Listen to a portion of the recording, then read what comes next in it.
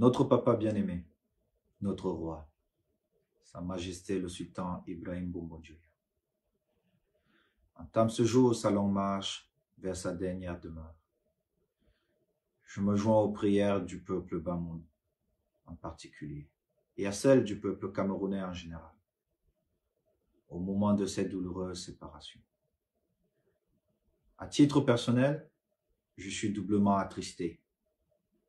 D'abord, je déplore la perte d'une personnalité qui était devenue une figure paternelle pour moi. Le sultan m'a gratifié de son affection et de sa considération, allant jusqu'à m'élever au prestigieux rang de notable de son royaume.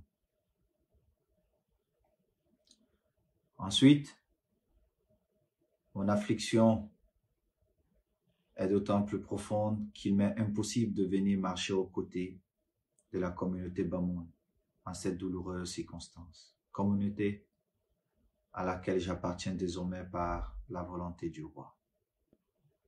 Si je ne peux être physiquement présent aux côtés de la grande famille éplorée en ce jour mémorable, je serai en communion avec elle et avec notre peuple dans sa globalité en dépit de la distance.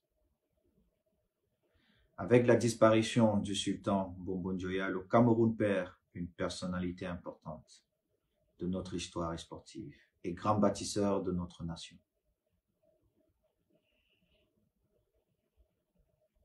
Il me reste à prier le Très-Haut, notre Dieu Tout-Puissant, d'accueillir le sultan Ibrahim Bombodjoya auprès de lui.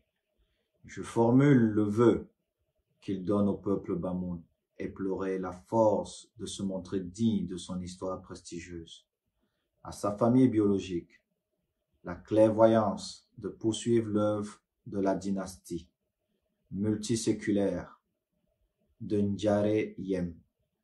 Enfin, j'adresse à mon frère Seydou mes sincères condoléances.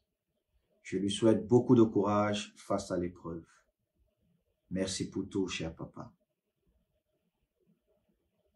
Sa Majesté Ibrahim Bombodjoya, que la terre de nos ancêtres soit légère.